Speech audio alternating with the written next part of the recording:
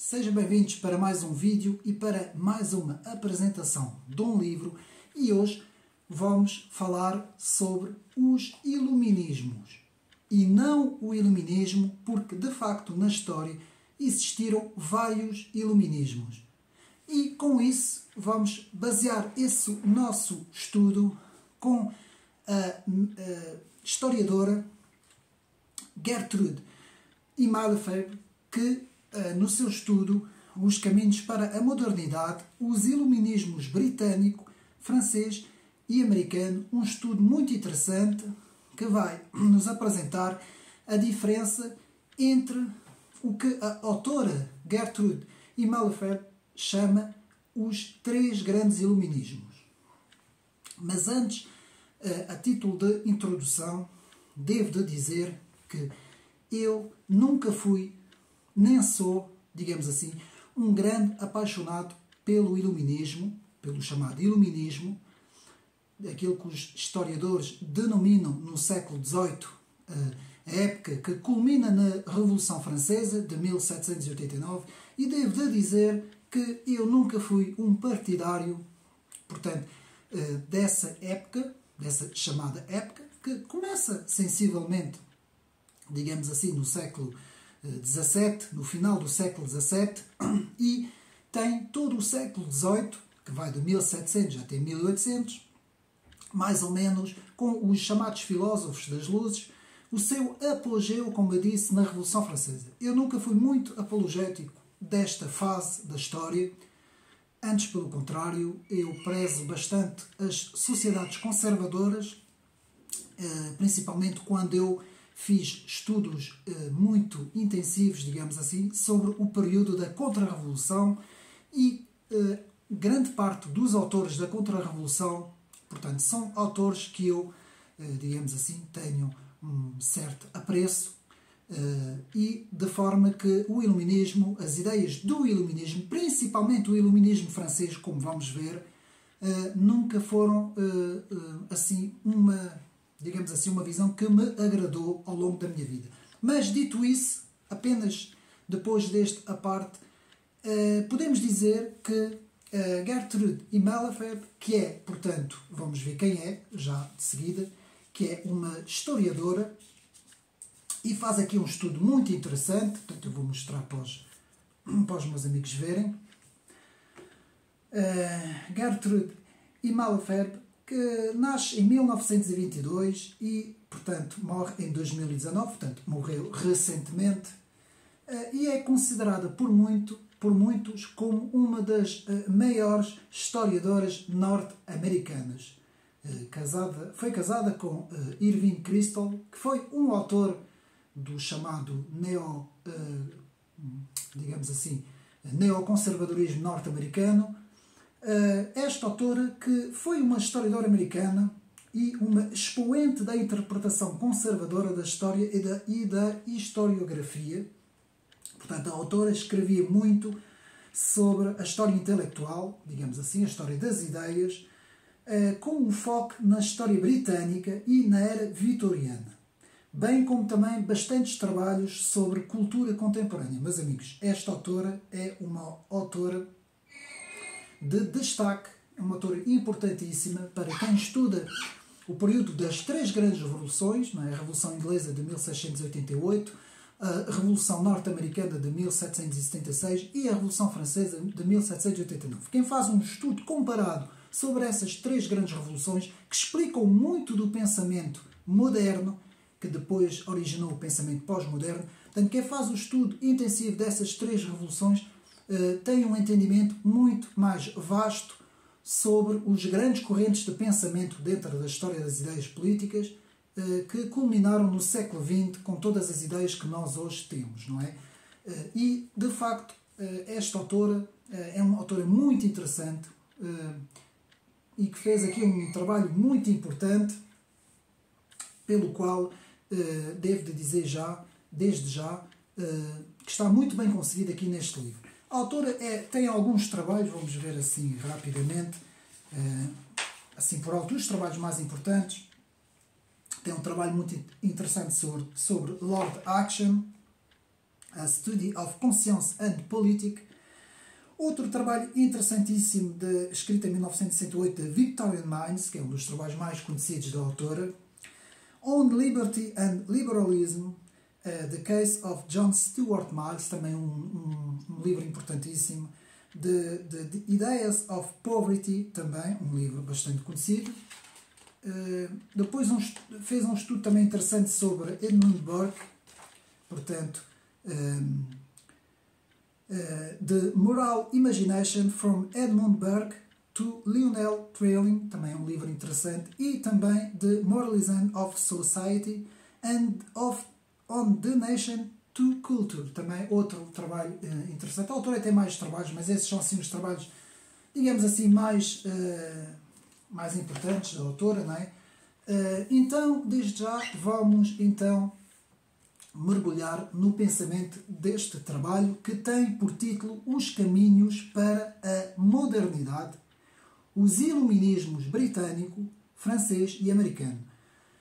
Mais uma vez, de tirar o chapéu pelas edições de 70, um trabalho muito interessante, escrito em 2015, com cerca de 200 páginas, chega a 250 páginas mais ou menos, quase 260 páginas, e um trabalho bem desenvolvido em que a autora vai, digamos assim, se debruçar sobre os fundamentos do pensamento político moderno ocidental. E então podemos resumir o seguinte: os fundamentos do pensamento político moderno ocidental, os grandes sistemas de pensamento do século XIX, que podemos dizer vêm das três grandes revoluções, a inglesa, 1688, a francesa, a americana, 1776 e a francesa, 1789. Portanto, os três iluminismos descritos por Gertrude e Malefred, podemos assim resumir o seguinte: temos três grandes sistemas de pensamento que saem dessas três grandes revoluções. Temos o liberalismo, que depois se voltou para a economia. Temos a Revolução Social, que se voltou para a luta de classes e depois para o socialismo e o marxismo.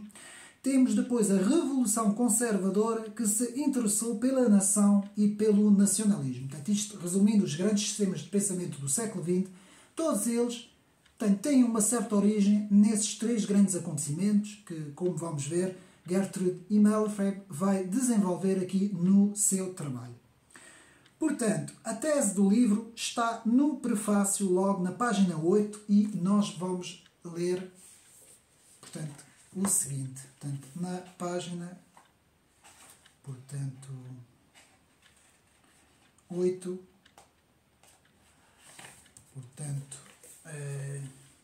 onde vemos, ainda não vamos ler de seguida, vamos ler na página 27, mas primeiro, portanto, a tese da autora estaria em três grandes conceitos, digamos assim: a virtude, a razão e a liberdade. E a autora, pegando nesses três conceitos, portanto, virtude, razão e liberdade, a autora vai dizer que cada revolução pôs em destaque um destes conceitos mais do que outras revoluções.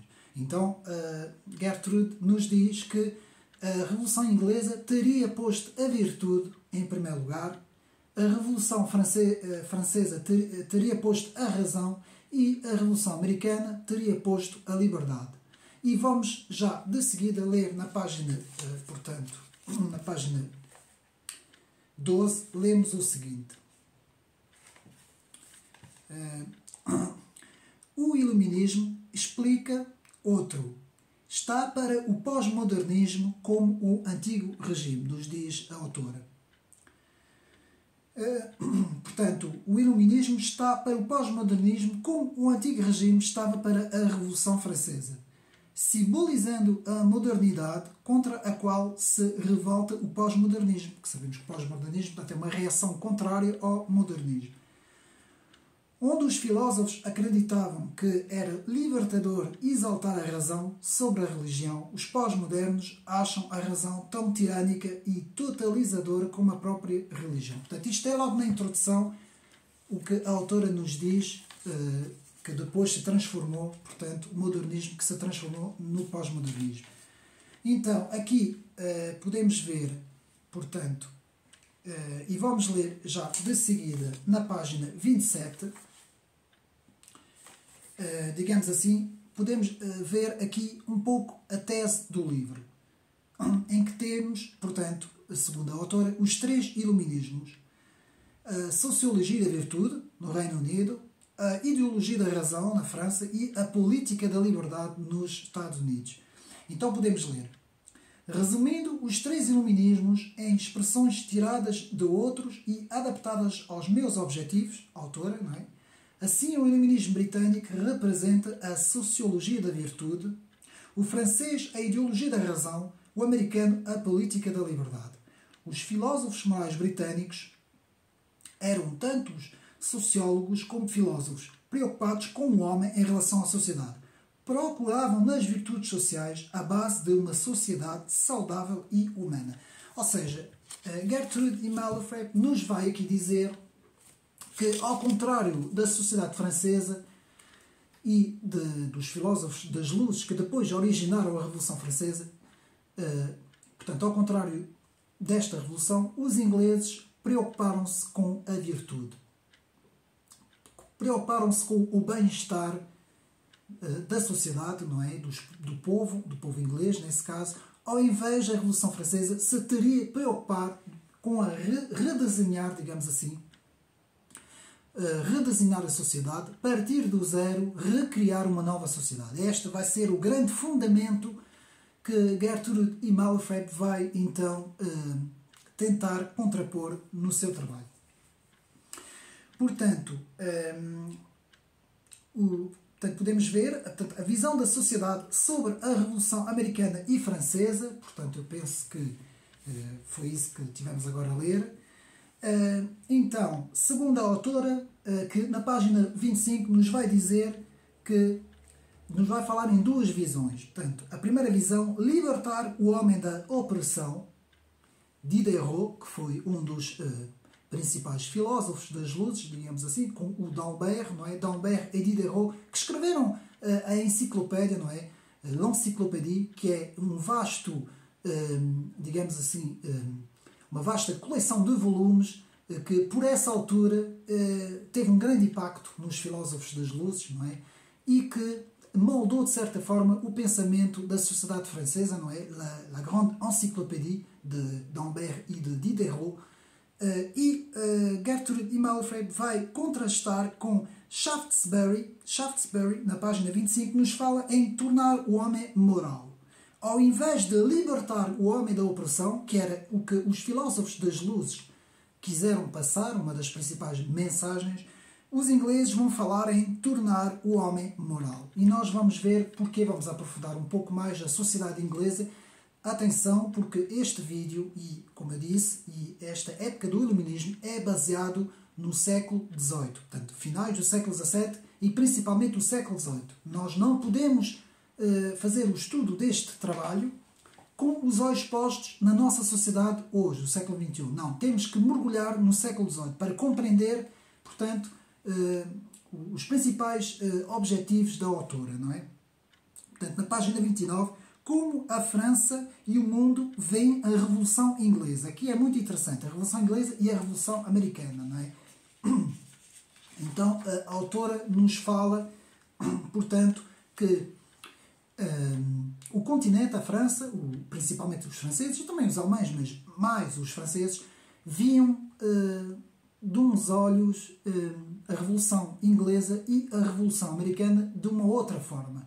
E depois, mais tarde, agora sim, transportando para o nosso contexto, principalmente no mundo académico, sempre se viu o iluminismo como sendo o iluminismo francês. O que é um erro, meus amigos. Isto está muito em voga nos estudos, principalmente no continente, não é? Nos países europeus, mas, segundo a autora, na tradição anglo-americana, as coisas não se passam desta forma. Então, os filósofos morais, que são os ingleses, segundo Gertrude Immelfreth, digamos assim, contra os filósofos da razão, página 33.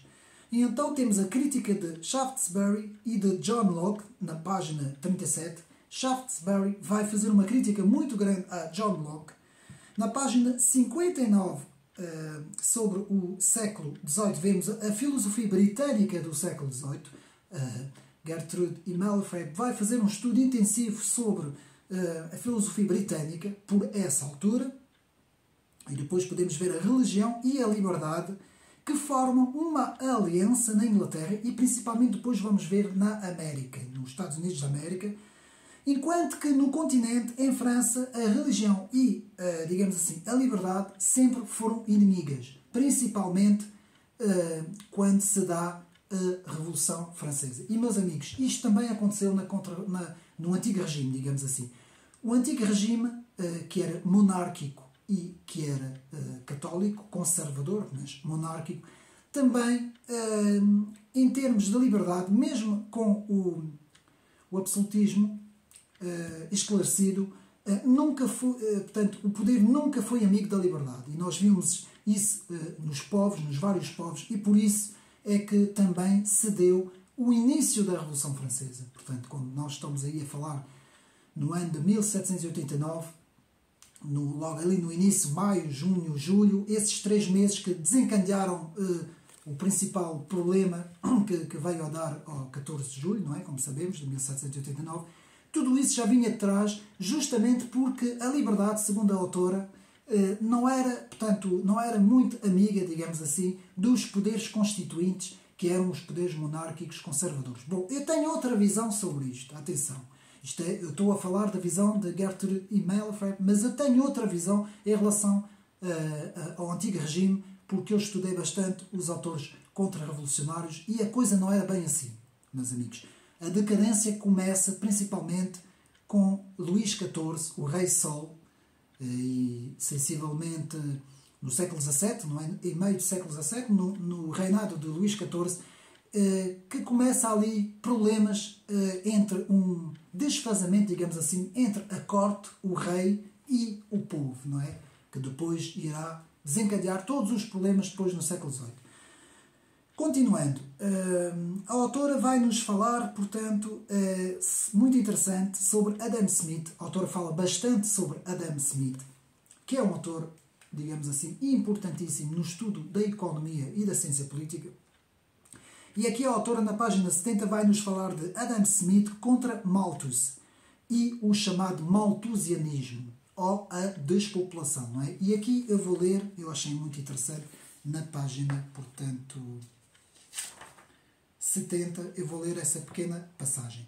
Com efeito, Adam Smith refutou antecipadamente a teoria de Malthus, de que o crescimento da população redundava inevitavelmente na miséria e no vício das classes baixas. Um mercado livre, argumentava Adam Smith, combinando com a divisão do trabalho, permitiria à economia expandir-se, absorvendo os salários mais altos e o aumento da população e trazendo consigo ao homem comum não miséria e vício, mas uma subsistência abundante, nos diz Adam Smith, e a esperança reconfortante de uma melhoria da sua condição. Meus amigos, isto é uma realidade.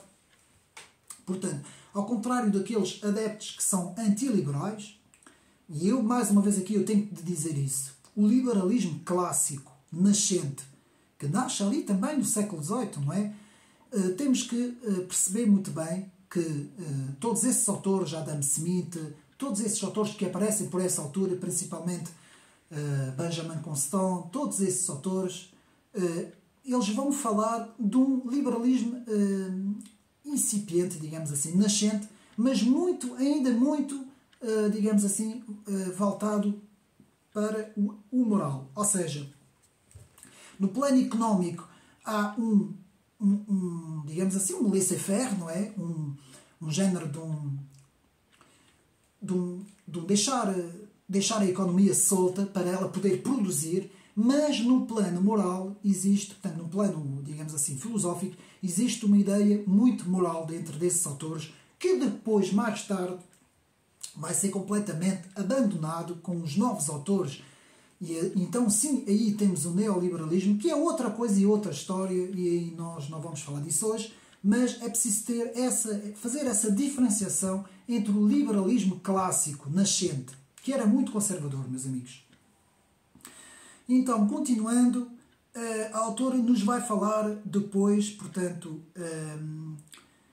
sobre a importância de Edmund Burke, o grande autor conservador inglês, que era irlandês, aliás, não é? Edmund Burke, e que vai, aqui na página 80, vai ele também defender um certo iluminismo que não é o mesmo iluminismo que o iluminismo francês. E, meus amigos, houve vários iluminismos, houve várias épocas dentro dos iluminismos, que não apareceram todos da mesma altura, aparecem, cada um tem a sua, digamos assim, o seu espaço, no espaço e no tempo. Podemos até falar num iluminismo mais tardio na Alemanha. Portanto, quando nós ouvimos falar, e principalmente aqueles que têm aulas, né, e que estudam este período, quando ouvem falar principalmente no iluminismo como sendo um período, não, meus amigos, isto é um erro. Houve vários iluminismos. Portanto, Edmund Burke, na página 83, segundo Gertrude Malafre, nos fala de um povo sem tradição não subsiste. A importância da tradição, a importância, digamos assim, da parte religiosa e da parte moral, segundo Edmund Burke, para a subsistência das sociedades, não é?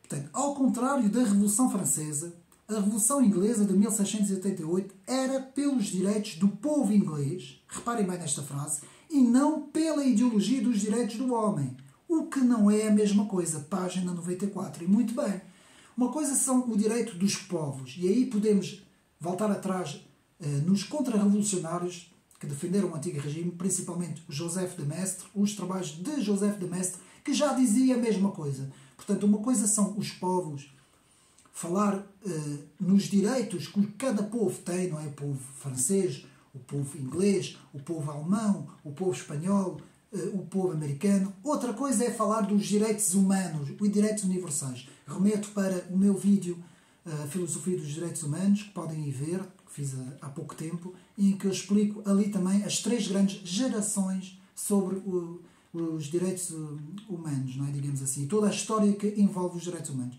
Mas aqui Edmund Burke nos fala principalmente a diferença, segundo o autor, entre os direitos dos povos, nesse caso o direito do povo inglês, e os direitos humanos. Muito bem aqui. Para Hancock, que era um intelectual também, Edmund Burke antecipou o totalitarismo no século XX. E eu aqui tenho que ler aqui na página 101, numa das notas de rodapé, portanto eu vou aqui ler a página 101, numa das notas de rodapé, e podemos ler, portanto, na página 101, já encontrei, podemos ler o seguinte: Hancock chega a dizer que Edmund Burke antecipou não só o terror, mas monstruosidades dos nossos dias, como o nazismo, como o marxismo, como os guardas vermelhos, como o Khmer vermelho, as Letters on the Regicide Peace to the Burke, que descrevem a terrível energia da Revolução, que libertou o intelecto humano de todos os constrangimentos sociais.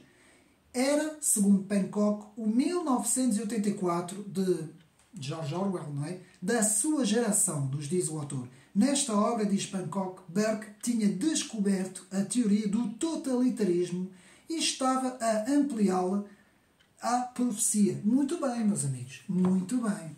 E porquê? Lá está. Portanto, segundo os estudos da autora, Hancock já tinha dito que Edmund Burke tinha um receio muito grande desta explosão no continente, em França, com a ideologia dos filósofos das luzes, desta Revolução Francesa, que, segundo o autor, deu origem a todos os grandes totalitarismos do século XX, principalmente a 1917, não é? Quando temos o início, digamos assim, do poder comunista na União Soviética, e depois o próprio nacionalsocialismo na Alemanha, não é? Que culminou na Segunda Guerra Mundial. Portanto, muito interessante aqui essa visão também de Hancock. Continuando, na página 128 e 129, lemos Elie Elvy, o erudito francês, e a sua tese. E aqui é muito interessante falarmos sobre o milagre da Inglaterra moderna, segundo Elie Elvy.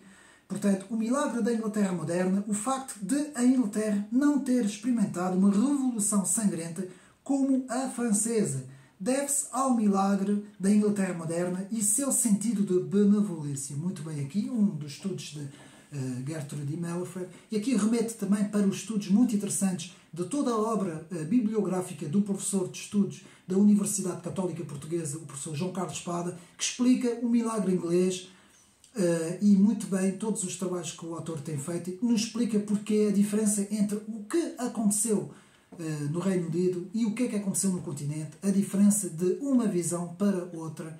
Portanto, eu aconselho portanto, a bibliografia deste professor, deste autor, que é muito interessante. Então, continuamos na página 143, portanto, aqui vamos ler, na página, portanto, 143, vemos aqui o ethos, o chamado ethos do iluminismo britânico, não é? Portanto, aqui na página 143, portanto, deixa eu ver se eu consigo aqui chegar lá, que tenho aqui muitos apontamentos, não vou poder ler tudo, como é óbvio, não é? Mas aqui podemos ver o ethos do iluminismo britânico, página 143. O sentido moral, ou sentimento moral, as virtudes sociais, ou os afetos sociais.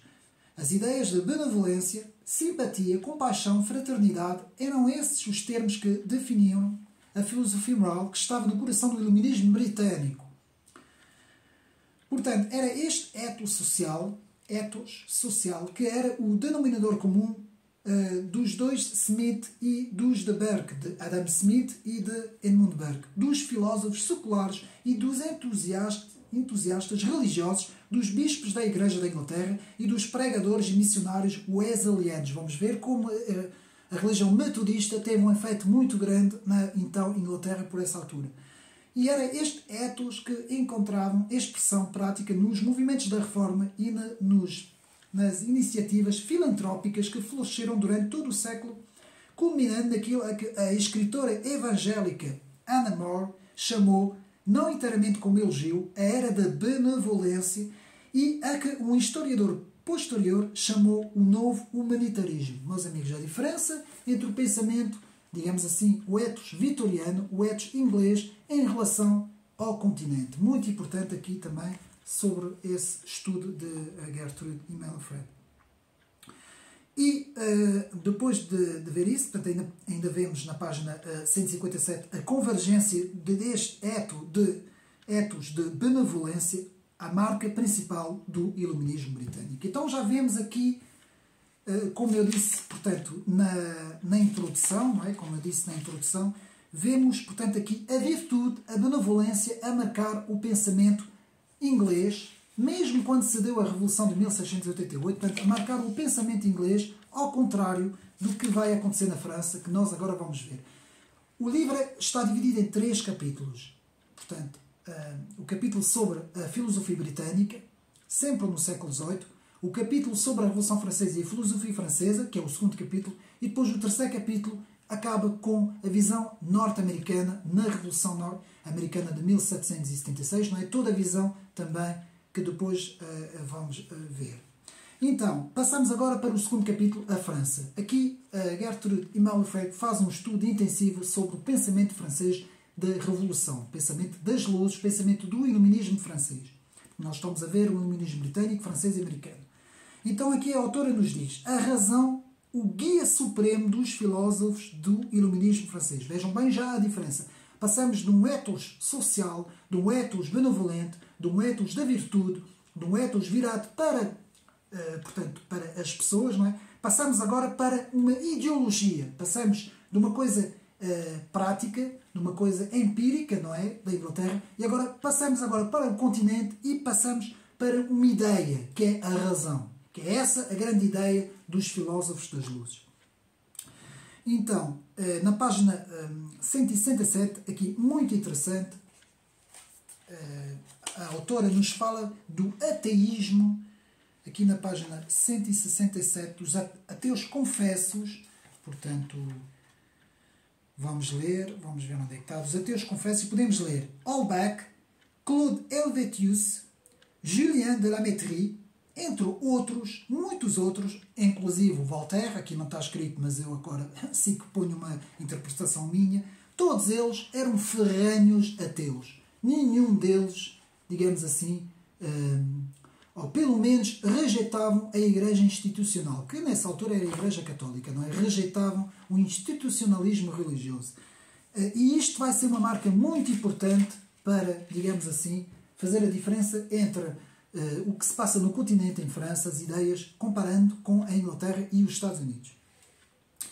Então, o próprio Baron de Montesquieu, Charles de Montesquieu, foi severamente criticado pelos filósofos das luzes, aqui na página 175 e página 76. Porque Montesquieu, muitas vezes citado como, dentro da ciência política e da história das ideias, como um dos ideólogos, digamos assim, da tripartição do poder político, não é? E também dentro dos filósofos das luzes, também citado entre os sociólogos, não é? Entre quem estuda a história da sociologia, sabe?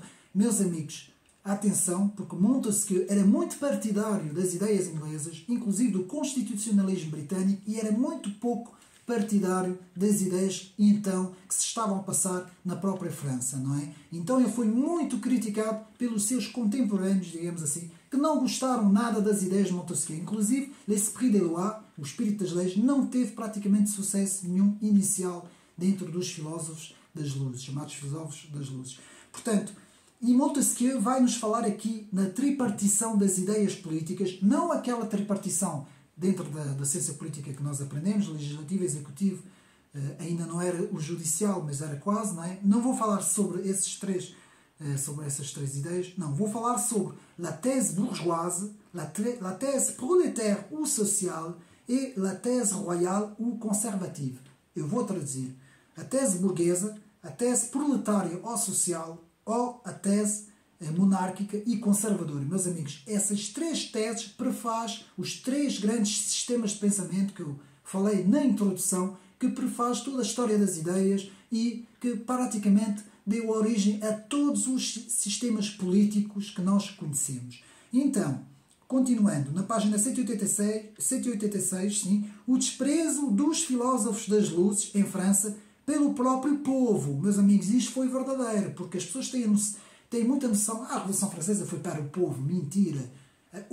Já nessa altura havia um grande desfazamento entre os filósofos das luzes, dos salões que frequentavam as lojas maçónicas, aquela certa intelectualidade francesa, les intellectuels, les idéologues français, que se reuniam nos grandes salões, que muitas vezes eram salões que eram senhoras que detinham estes salões, senhoras muito bem vistas na sociedade francesa, e toda esta, digamos assim,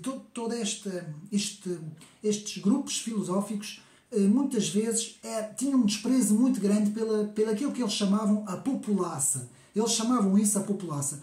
Tanto que o próprio Voltaire muitas vezes se refere à população, ao povo, como ele dizia, como les canailles. Canaille, que é, portanto, não sei muito bem a tradução aqui em Portugal, mas coisa boa, não é? Ou seja, criticava muito fortemente o povo francês, não é? Então, na página 201, vemos o objetivo da Revolução Francesa, segundo Gertrude e Malfred, a regeneração total do género humano. Eu vou ler porque achei muito importante. Aqui na página, portanto, 201, o objetivo da Revolução Francesa, e podemos ler: o ideal que a Revolução Francesa colocou perante si não era meramente uma mudança no sistema social francês, mas nada menos do que a regeneração, estou a falar devagar para os meus amigos compreender, a regeneração de toda a raça humana. E, outra vez, eles, os revolucionários, tinham uma fé fanática na sua vocação a de transformar todo o sistema social dos pés à cabeça e regenerar toda a raça humana. Exatamente o que a esquerda e a extrema-esquerda, ao longo da história, que vem aqui da Revolução, quiseram sempre fazer.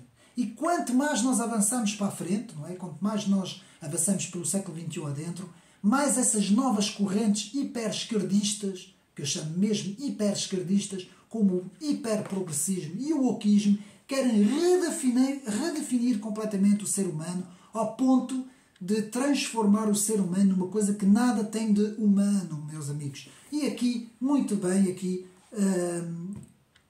pelos estudos de Gertrude, que já nessa altura nos fala, digamos assim, do início desta visão no século XVIII, não é? Então podemos ver agora, continuando sempre no continente, em França, não é?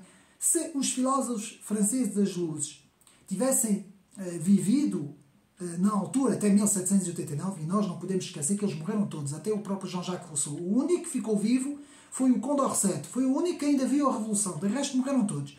Portanto, todos já estavam mortos, à exceção de Condorcet, como disse, todos teriam sido eles próprios, todos eles teriam sido eles próprios mortos na radicalização da Revolução, aí em 1793, não é? Quando o próprio Robespierre, Marat, Danton, todos eles foram mortos, não é? E o próprio Robespierre, não é? E nós vemos que hoje, por exemplo, na esquerda francesa, por exemplo, o próprio Mélenchon, dos insubmissos, o grande político Mélenchon francês, se revê muito nas ideias de Robespierre. Ele fala muito nas ideias de Robespierre. Ainda hoje nós em França vemos, portanto, uma influência muito grande nestes autores que foram completamente destruidores, não foram construtores, ao fim e ao cabo, não é?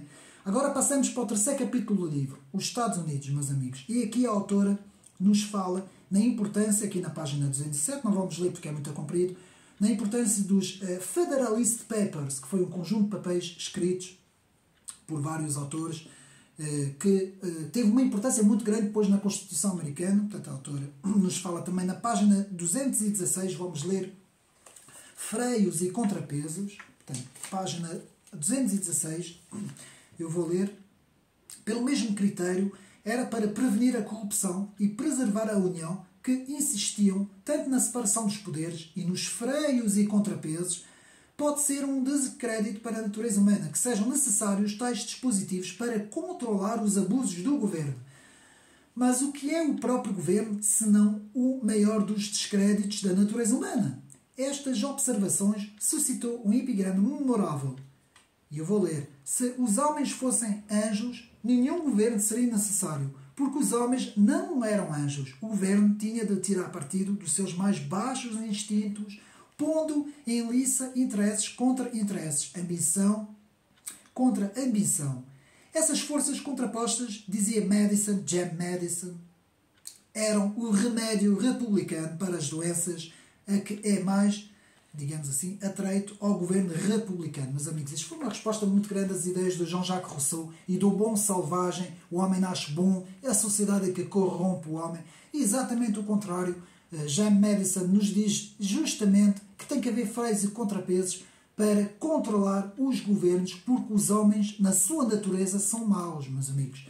E é muito importante ver essas diferenças. Vejam bem, tivemos a ver já três locais diferentes. Portanto, a Inglaterra, o Reino Unido, o continente europeu, principalmente a França, as ideias da Revolução, e agora estamos nos Estados Unidos, sempre no século XVIII. E estamos a ver três pensamentos diferentes, porque o pensamento americano também não era igual ao do inglês, atenção, ao contrário do que se pode pensar, não é?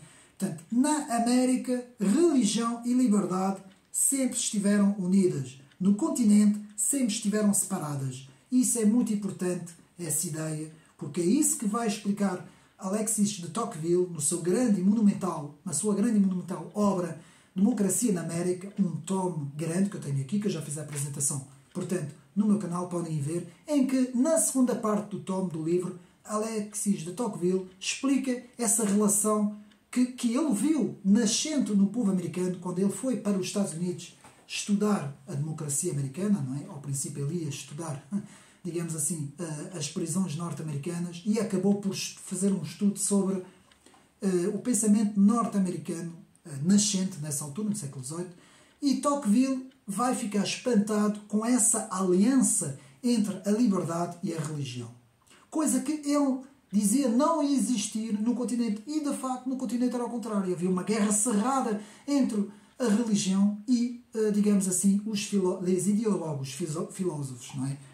Então, podemos então ver isso na página 221. Fé e liberdade, segundo Tocqueville, estão unidas, página 224, portanto, várias citações. E aqui podemos ver na página 226, a religião presta obediência a algo acima de si próprio. É uma virtude prestar obediência ao seu ego e o cúmulo do vício. Página 226. Eu vou ler para a gente perceber um bocadinho melhor o que eu acabei de dizer. Portanto... Mas primeiro vou ler essa passagem, que tem muito a ver com essa aliança entre liberdade e religião. Ao procurar descanso das paixões religiosas do velho mundo, os americanos, ao contrário dos franceses, não se voltaram contra a religião em si mesma. Em vez disso, incorporaram a religião de quase todos os graus e variedades nos costumes da sociedade. E agora sim vou à página 226, portanto, para nós lermos aqui, importantíssima esta parte, e vamos ler o seguinte. Pelo contrário, portanto, aqui eu vou puxar um bocadinho atrás para nós compreendermos, senão não vamos compreender. Mas esta visão da religião, portanto, não é em si mesma indigna. Olhar a religião como fonte última da moralidade é por isso de uma boa sociedade e de uma polis saudável. Não é habilitante para a religião. Pelo contrário, presta a religião e a Deus um grande tributo de a considerar essencial para o bem-estar da humanidade. E também honra o homem que é considerado capaz de subordinar a sua mais baixa natureza à mais alta, de venerar e prestar obediência a algo acima de si próprio.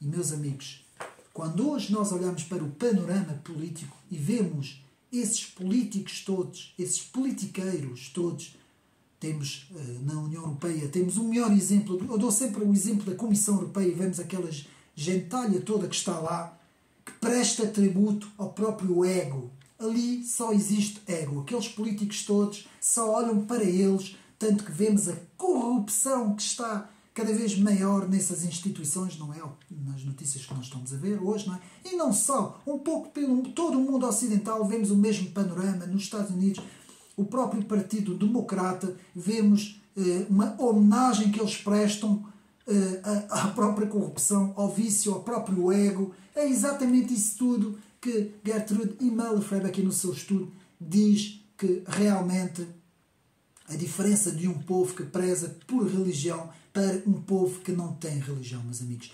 E isto é muito culpa da Europa, que está completamente descristianizada. A nossa sociedade está... Quanto mais o homem estiver longe de Deus, mais o homem quer tomar o lugar de Deus, quer ser ele próprio Deus, fazendo todo o tipo de abominações, não é? Que são tudo o que sabemos, o uso indevido do poder, a corrupção, tudo o que há de mais baixo dentro do instinto humano. E é isso que Gertrude Immelfreb, de facto, nos fala sobre o poder que teve a religião nesta altura, neste século XVIII, não é?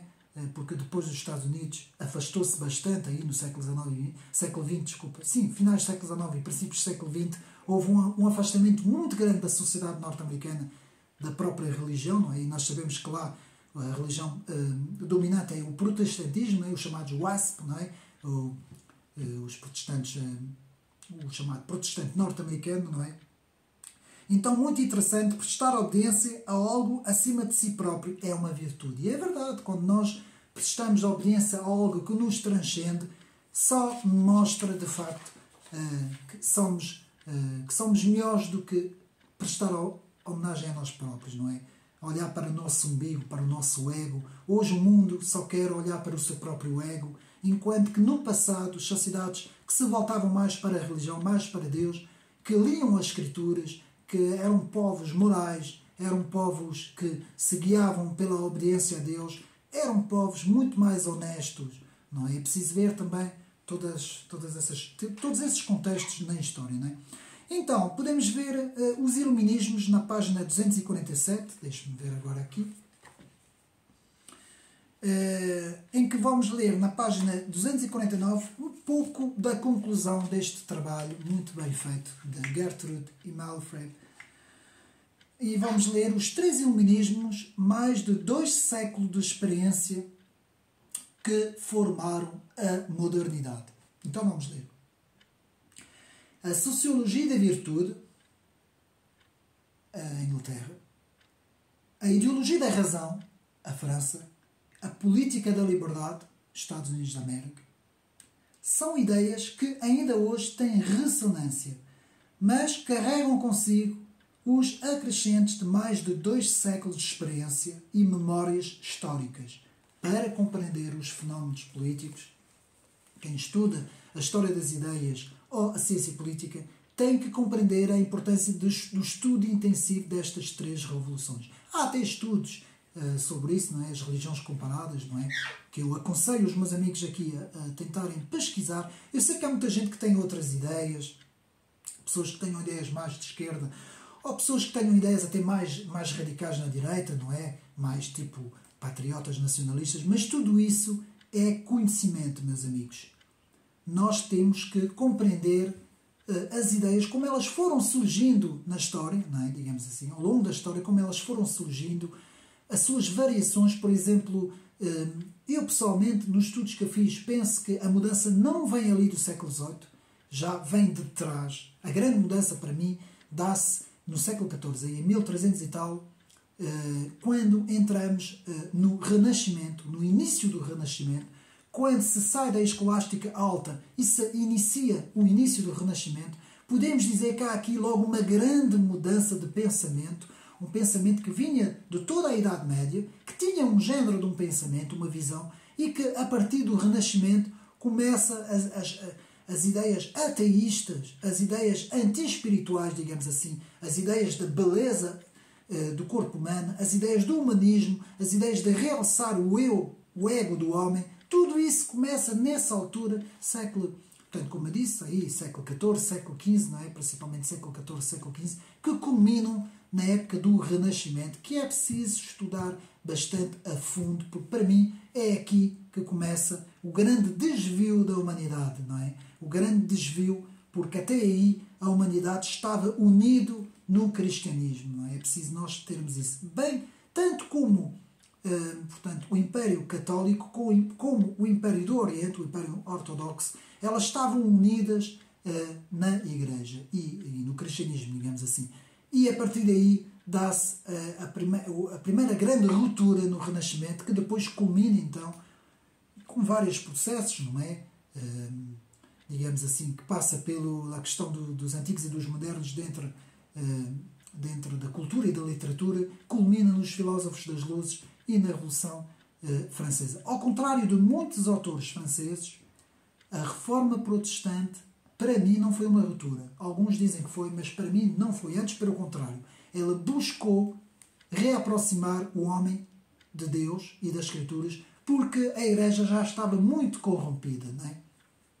Quando se dá ali a Reforma Protestante, não é? Aí, no século XVI, por volta de 1517, 1520, quando temos as ideias de Lutero, Martim Lutero é muito criticado em França pelos autores franceses, e essa é uma crítica que faço a estes autores franceses que não conhecem bem, e eu ouço muita gente. Agora estou a dar um recado para meus amigos católicos, apenas uma crítica construtiva, que veem das ideias de Lutero, falam muito das ideias de Lutero sem conhecer as ideias de Lutero. E, meus amigos, não devemos fazer isso. Temos que conhecer as ideias. Para vocês verem, eu estudo tantas ideias de Jean-Jacques Bossuet, próximo vídeo que eu vou fazer, sobre o seu trabalho Oraison Funèbre, tanto estudo as ideias de Jean-Jacques Bossuet, como estudo as ideias de Lutero, por exemplo, que foram 2 autores praticamente em campos opostos, não é? Um estava no campo católico, o outro estava no nascente campo protestante, não é? Do século XVI.